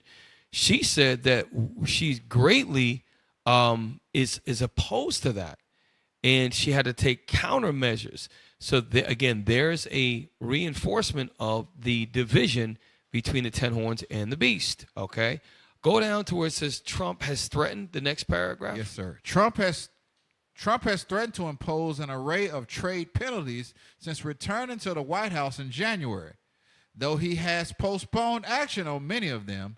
At an Oval Office meeting with NATO Secretary General Mark Rutte later on Thursday, he said he would not back off from reciprocal tariffs he has vowed to impose on all trading partners on April 2nd. So more proof and more and as of real time, as of today, okay, today's news, hours ago. Go to the next. Okay, we got time. Good. We did 10. We may not get to Russia. I want McGregor. So this is former Colonel Douglas McGregor. He was actually an advisor to Donald Trump during the 45th presidency under Trump. Now McGregor is really got some very valid points. Watch the first timestamp. A residential area in Moscow would not have flown anywhere were it not for us. I think that this travesty that we somehow or another are brokering something between Kiev and Moscow ought to be ended immediately. We are mightily responsible for everything that's happened in Ukraine. So no, we're switching gears real quick. Speak on that, Officer Michael, because it hit you funny. He's literally saying they don't want nothing to do with us. They saying because people may get this, if you ain't been paying attention, they got this illusion like, hey, we can actually salvage something between us and Russia. Russia's not trying to hear it. They not trying to make no deal. None of that. They look at what happened with Ukraine. They look at what happened with Gaza, and they know who's behind it. They know that the U.S. has no. They pretty much have a leg to stand on with Russia. They have no leverage, and McGregor is going to say the same thing that you just said. And started in 2014. The U.S. Remember, there was a guy we played in this show before. He was a former Green Beret named Tim Kennedy. He's a star, USC fighter, and he actually was on Delta Force. He got converted to Delta Force, which is the elite division of the U.S. Army, very, very CBD, tactical, close quarter combat. Mike, Delta, does it get any better than that? Nah, those dudes, they barely hold on to the title of Army. They pretty much just paid killers. Right. Delta Force, Green Berets, these Army Rangers, these are really tough guys. And Tim Kennedy said the Green Berets will go in, and within 6 months, they could take over a country. They sent in the Jackals, which are Green Berets and other specialty. They call them, they're tier 2 operators, but Delta's tier 1. They sent in highly trained. Their schools are over a year. Highly trained special operation forces, and they ousted the government. They inputted Zelensky. They created the Ukrainian false puppet. They created that. Putin has been in power for over 20 years. He saw all of that. That's why he prepared. That's why they had that missile that they launched about 4 months ago. It was a nuclear launch, but it had conventional heads. The Orishnik, I think it was called. They had been perfecting that way back in 2014. Russia is beyond hypersonic missiles. They're beyond. The U.S. does not even have the technology Russia has. Putin has been watching this, former KGB, watching this from the inception. What he just said and what Micah picked up on, is that they know the U.S. responsible for everything that has happened, even to include 1990 with the dissolving of the Soviet Union, USSR, and the U.S. Bringing all those NATO countries they were moving eastward to Russia's border, to the point where they did Finland and Sweden, which is right on the border of Russia, the northern border.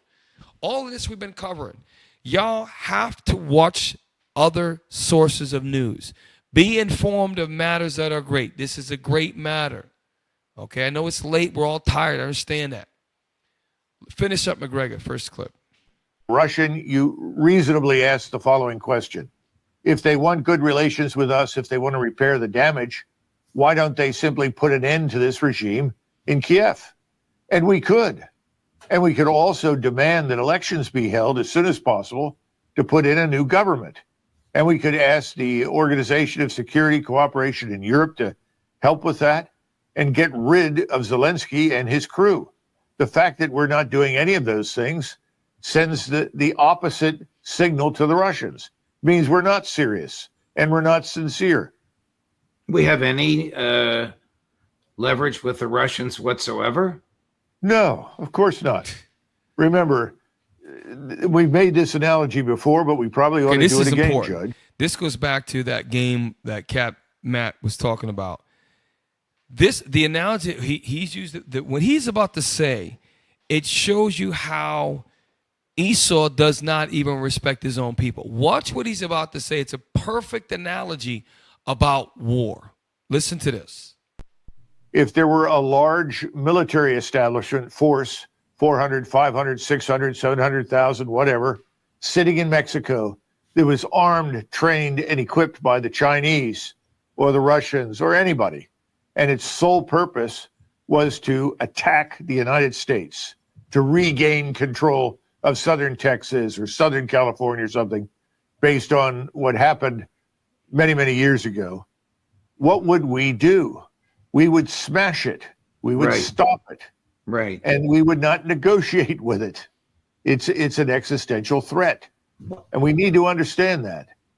We have no leverage whatsoever. Pause. No one and would this have. this is why God is using the United States, because what they don't understand is Russia is also an Edomite nation. Russia also has the spirit of they will rule by the sword. Russia and the U.S. were on the same plane to get to space. Russia has the biggest country. Russia has slightly more nuclear armaments than the U.S. Russia's not playing, and they're more sophisticated militarily. They don't have as many bases, but the missile systems that they have, that they do not need to leave their country, they can defeat the U.S., just like the U.S. can defeat them. They're an equal power. They're not giving them equal respect. And this is why when the expression, if you poke the bear, you're going to find out. God is going to use Iran, like 2 Esdras 15, and the dragons of Arabia. He's going to use Russia. All of that's going to pop off. And guess what? We are the people that we're going to be delivered because of all of this. This is why it's important that we all sick, man. I'm battling some evil thoughts yesterday. We all are struggling, but we got to fight. You got to endure to the end, no matter what happens in your life. Y'all have to fight. You have to fight the thoughts in your mind. You have to fight the hatred in your heart.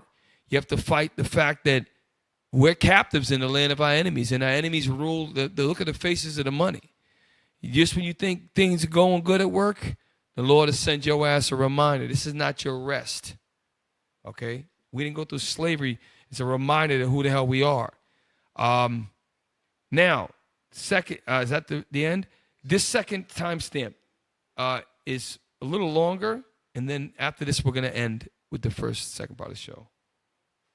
In my interview with Prime Minister real Lavrov. Quick. So, damn, I had a whole video I was going to timestamp, but I didn't have enough time. This guy, Mr. Judge here, Judge Napolitano, right? I think I said he's an Italian dude. He flew to Russia and interviewed Sergei Lavrov. He's gonna show you.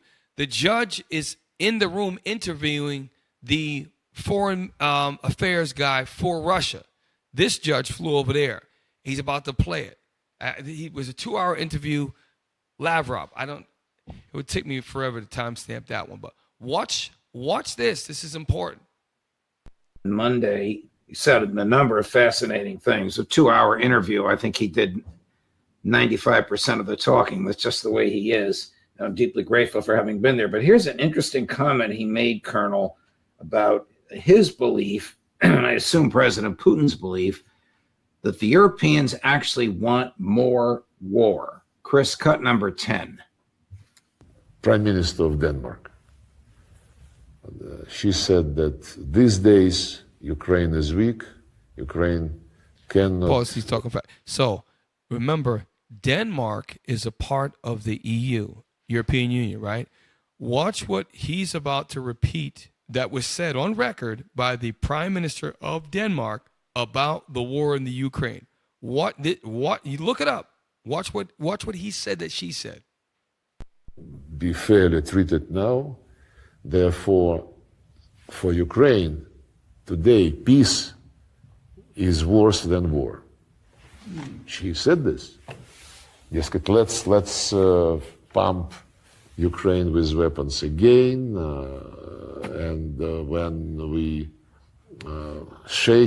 have shaken Russian position, then let's see whether we can talk. And the chief of German intelligence a couple of days ago said... Now he's going on. He's a thick Russian. He says the chief of German intelligence. Germany, the largest economy in the EU, okay, which is the fourth largest economy in the earth and is a major player in the EU. Watch what their guy says about the war in the Ukraine. See, Russia's not stupid. They have their own intelligence that tracks everybody, okay? And don't be surprised if your boy Judge they start messing with him. because he went all the way over to Russia to interview. They did the same thing with Scott Ritter. Okay? Play. Be bad for Ukraine and for Europe if the war ends before 2029. Oh. And pause. What just happened is the judge in the background gasps, right? So again, we're ignorant to this over here. The European leaders on record are saying that they want the war to extend another 4 years. On record, they're saying these things. So that's why when Trump is he was cussing out Zelensky in the Oval Office, because who's filling Zelensky's head about, give me more weapons, let's keep fighting. They're trying to extend the war. And don't be surprised if it's a show and Trump and the Babylon the Great wants the war still. Don't be surprised. Play on. Even better. Yes, they say these things. And when President Trump was interrogating President Zelensky in the Oval Office, asking him many times, you don't want to negotiate. Zelensky was trying to avoid an answer. Were you startled to hear those comments from the Prime Minister of Denmark? Peace is worse than war. From the head of German intelligence, it would be good if the war lasted to 2029, 2030. The guffaws in the background were mine. I was startled to hear that. I was seated just across the table from him at the time. Well, these people are lunatics. Let's not even discuss lunacy at this point. Let's just say Prime Minister Salisbury of Great Britain, one of Britain's best. Okay, we can stop right there because, and I want everyone to realize that there's a lot going. Remember, we just said earlier, Iran is having a nuclear summit in Beijing, China, with Russia and Iran to discuss nuclear weapons for Iran. You have the Prime Minister being interviewed by a judge telling us that major players are wanting the war to continue for at least 4 to 5 more years. Things that we live in the last days, we got to be on point. Now, I want you to pull up. We run out of time. All right, so look, we had a couple more things about Russia. Keep your minds focused on what's going on between Russia, the U.S., and, well, the puppet Ukraine. And also watch what's happening with the talks between the U.S. and Iran. Watch those fronts. Watch them very carefully, all right? So with that, we're going to close down the second half of the show and go to the lard back attack. Shalom. Stick around. You can tell by my gait that I'm all in. You can tell by my faith that I'm all in. Front line with the truth, I'ma fall in. Even if it's a dead end, going all in. You can tell by the things I'm involved in. I can lose it all for my calling. If I die for the truth, it's a win-win. And going to the end, going all in. Going all in.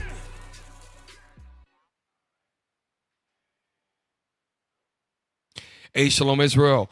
Welcome to another edition of Lard Back Attack. Tonight we're going to start off with something funny. Our boy, Dr. Now, or Dr. I believe it's Now, he's the guy that has my 600-pound patient. Check out your boy, Dr. Now. He's got a Jamaican accent. They played it over. This is funny as hell.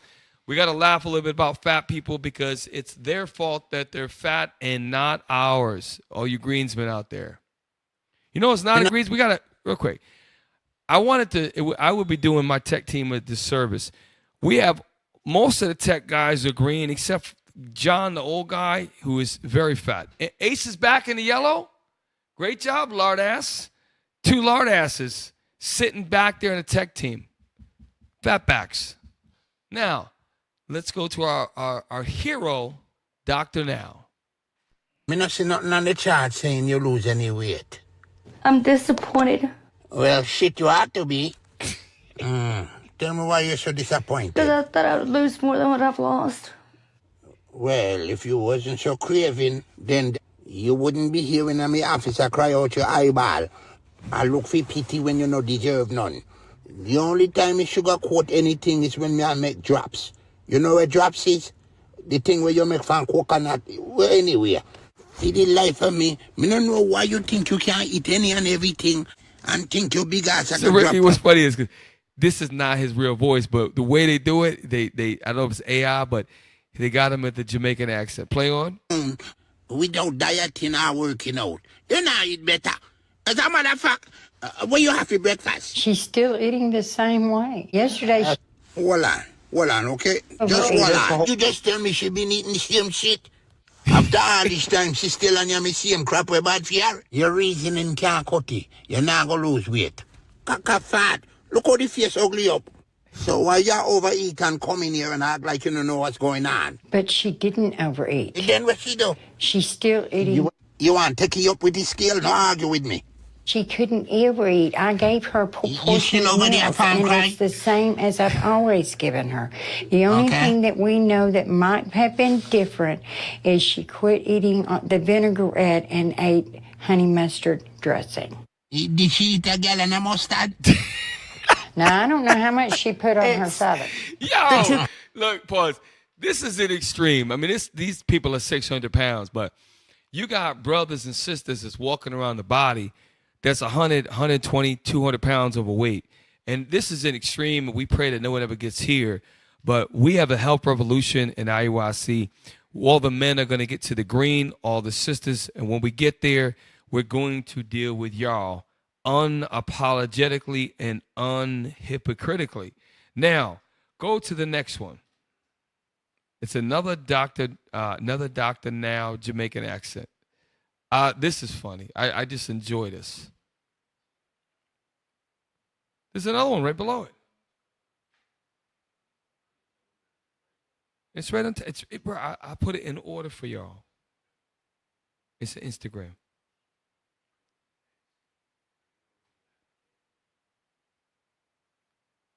Okay. Now he got a sister. He got a sister. Black women cannot stand accountability. They just ridiculous.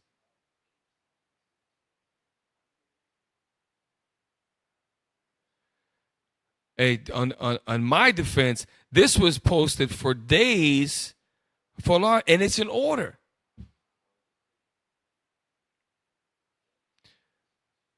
Okay, so what's been going on since you left the hospital a couple of days ago? Pretty good. Getting past the vomiting part. So only issue I got now is the right knee, just a little bit. How many times your big ass been back to the hospital? Since me discharge you, 3 times you been back to the hospital after your bypass.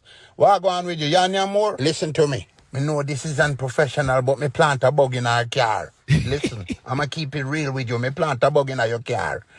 Just to see where I go on with your eating habit. But you a pathological eater. You stop by Burger King about 6 times I order food, but you can't keep it down. One night time you order 2 large meal. Me think one night meal was for your brother, but I for you. One night time you look like you order food and I eat it so fast, you start choke funny. Me did a go call 911, but me knew me couldn't.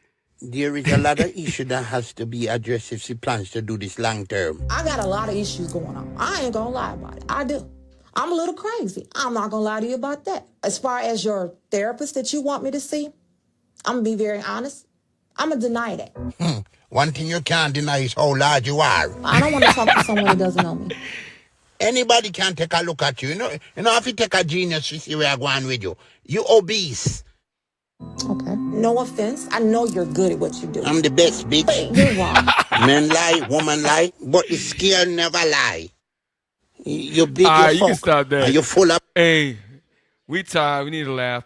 Now, shout out to our general on earth, Bishop Nathaniel. He sent me this, man. You know, when you get something for Bishop, it's powerful. So this is, if we are the true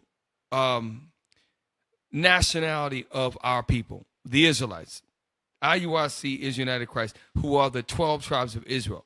we got brothers that are in the Nation of Islam who are Israelites that are definitely in the wrong understanding and the wrong false God.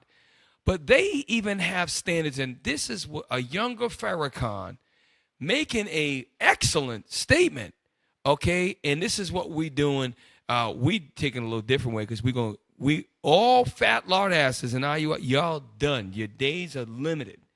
Shout out to Captain Subverse. Play. They just talk to you straight out.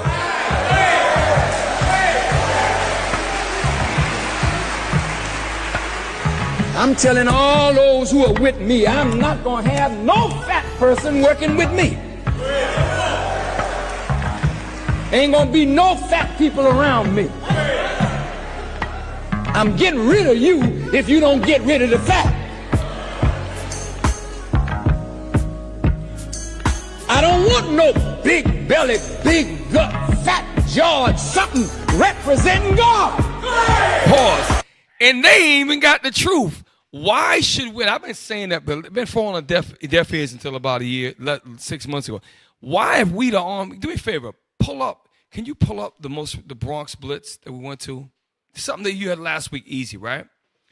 If we are the army of the living God, and we have been given the Holy Scriptures to bring to our people, to bring them back to the fold, why do we allow fat, lard back, disgusting, well-gutted lard asses? Guess what? The lard asses have to march outside the formation now, you big barrel-gutted. They were probably off to the side. I think they were off to the side. Top left. Show me. Okay, yeah. See over there? That's where the fat ones were. We corralled it, and guess what? The fat population is shrinking. It literally is shrinking. But by Men's Conference 2025, we are going to have. If you're in the yellow or red like Asa and Fat John over there, the tech guys, if you are that, there's going to be a serious consequence, and you are going to have some super incentive to get to the green. So we're going to fix our ranked men first. Then we're going to trickle down to the regular members, and then we're going to turn to the corralled wildebeest known as the black woman, who is horrible. And I've been holding my tongue for a long time. I can't wait till I turn up on you fat women. But I'm going to scale down real quick. I'm going to refocus on the brothers. Yeah, well, that day ain't come yet because you still got a lot of fat. You're right, sister. You're right. You're right. You gonna dread that. You should jump on aboard the help train now. Okay? Now, you want to hear from Moab? Let's hear from Moab. I like this guy. Moab, we got two more, we done. This guy is, now, what he says is very, very simplistic, but the way he says it is very, very true. Listen to his simple explanation. You fatback lard asses. Fasting is way better than exercise. Diabetes is a dietary disease. It's not an exercise disease. So you cannot exercise away your diabetes. You cannot exercise away your fatty liver. You cannot exercise away your tummy also. Fatty liver, tummy, all related ma. You can only do fasting to burn it off. You do low carb plus fasting to burn off the tummy fat plus the fatty liver. So exercise, you can do. Rewind it again. Well, as you rewind, I want you to listen to me. I've been saying this for years and years. If you want to lose weight, you could do it without exercise. You have to space out your meals. The more time you go without a caloric uptake, the more time you fix your damn insulin. That is the problem.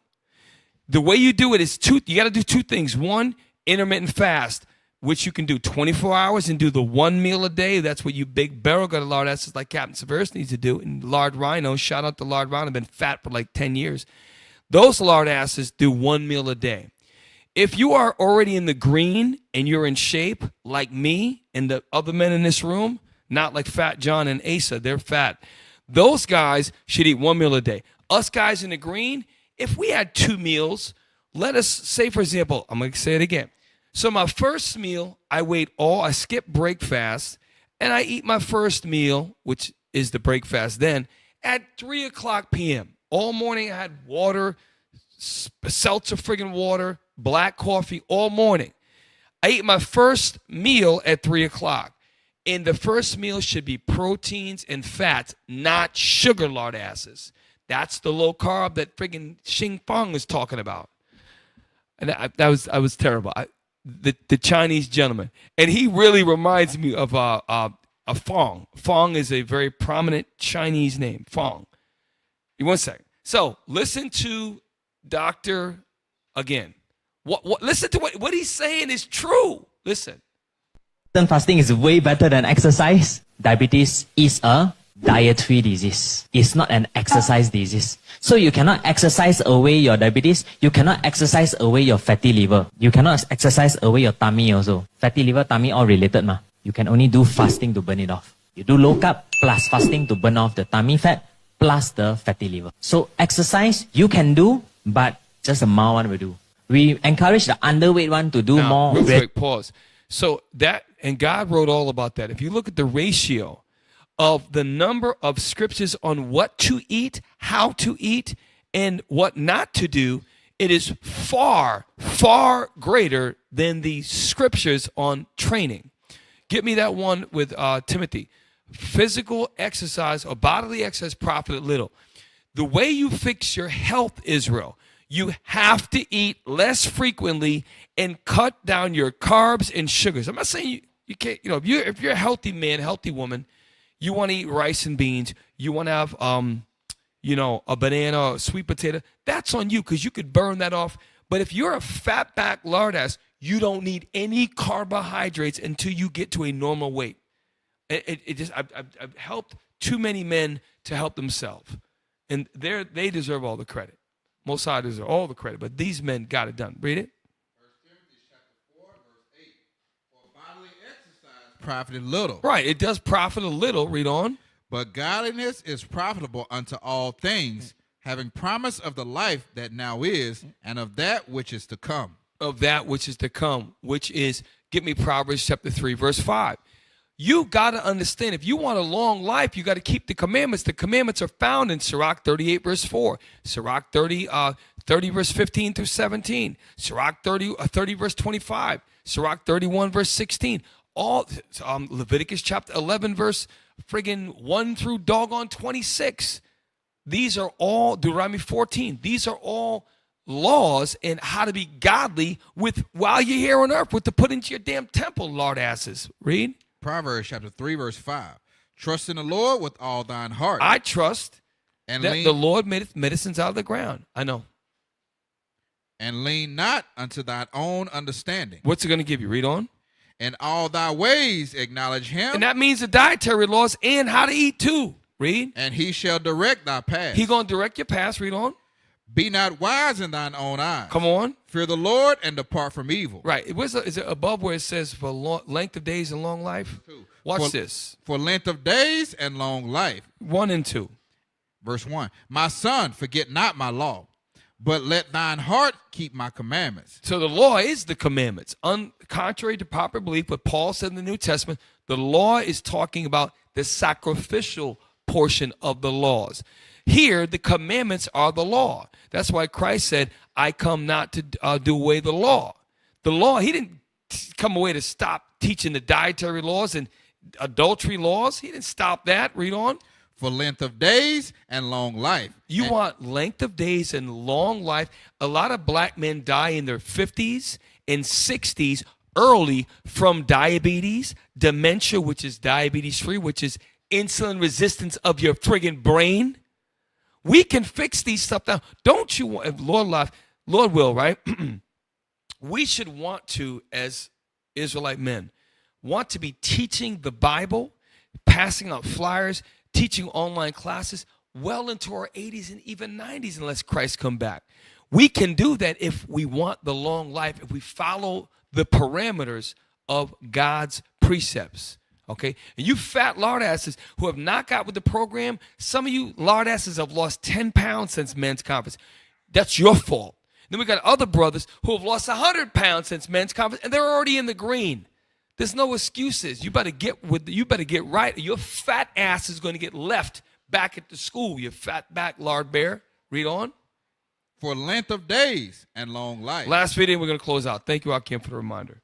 And peace shall they add to thee. Thank you, Officer Micah. Peace shall they add to thee. Why? Because you're not on damn Ozempic. You're not on damn Zoloft. You're not on damn all these medications that mask the symptoms of your metabolic dishealth. Why? Because you eat too many processed foods and sugars, you big fat lard ass.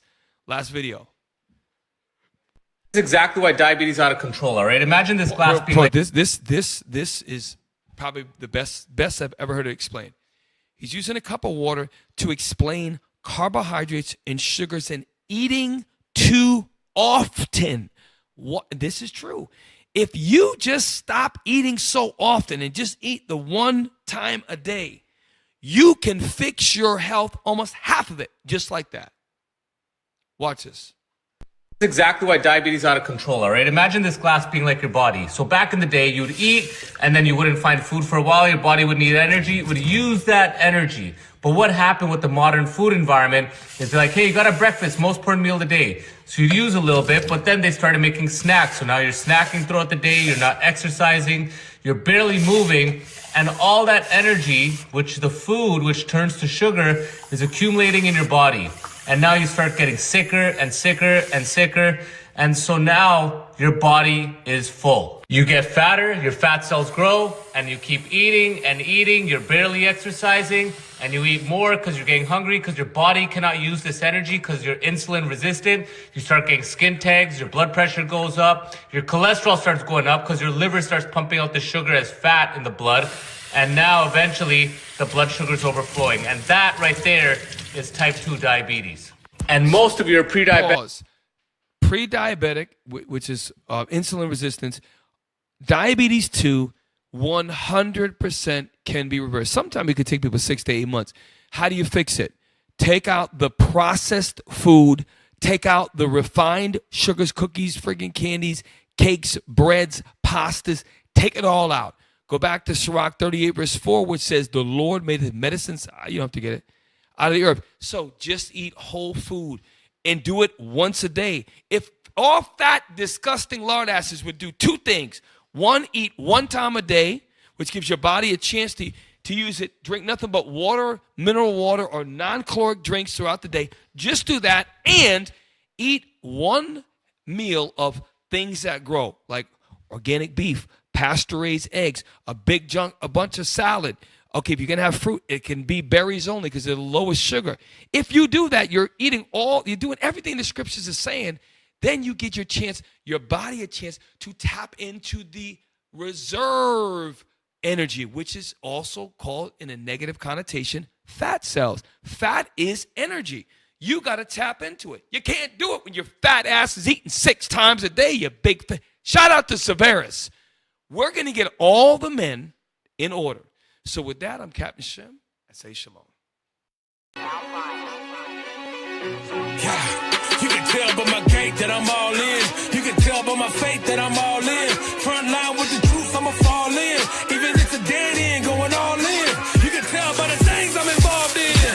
I can lose it all for my calling. If I die for the truth, it's a win-win. And going to the end, going all in. Going all in.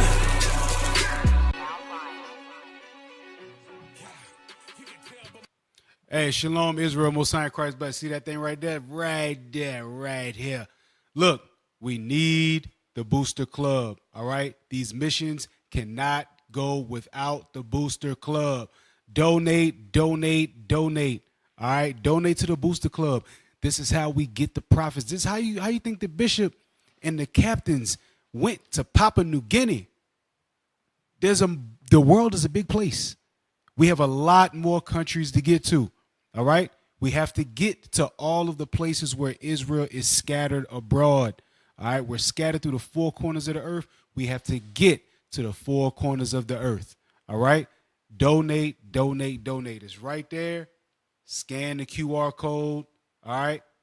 Keep on giving. All praise to the Most High. Thank you for staying with us late. We actually ended on time tonight. All praise to the Most High. And look, subscribe to our YouTube page, Twitter, Rumble. We are still stuck on 29,000. It's ridiculous. Brothers, sisters, help us. We need to get 30,000. Then the next milestone is 40,000. We need your help. Talk it up, chop it up into the comments within the comment to the comments within the YouTube algorithm. It can help to increase us. Why? Because we know that the Israelites there's a media blackout and there's a media slowdown for our growth. There's no way we should be stuck for almost literally, it's been 6 months or more than that at 29,000. Okay, help us to grow. So with that, thank you for joining with us tonight. Please share. We know we have some things we got to work on. If you see something that we're not, I heard today in the comments, the mics, that's my fault, because what I do, it's not the tech guy's fault. I lean back like this and they're trying to do their job. It's me. I'm not gonna make an excuse. So we need to do a better job like this, to talk like this the whole time. And we're gonna work on it. So Cap, anything else you want to add before we, did you want to plug what we got coming up, or you want to wait for that with the new show coming up? No, we're gonna wait. We're gonna wait. Okay. We're gonna wait. We got something special brewing for you with another part of the state. So, all praise to the Most High. With that, we're your hosts. I'm Captain Shem. Captain Matt. Officer Micah. Hey, Israel. And with that, we say shalom. There's a special place that I like to go, but nobody's home, to increase my understanding, my daily bread that amazing. I'm talking about precepts, precept on precept, line upon line. Precept on precept, line upon line. Babe, I can't keep explaining, can't study for you. I can't think of nothing, wasn't nothing gonna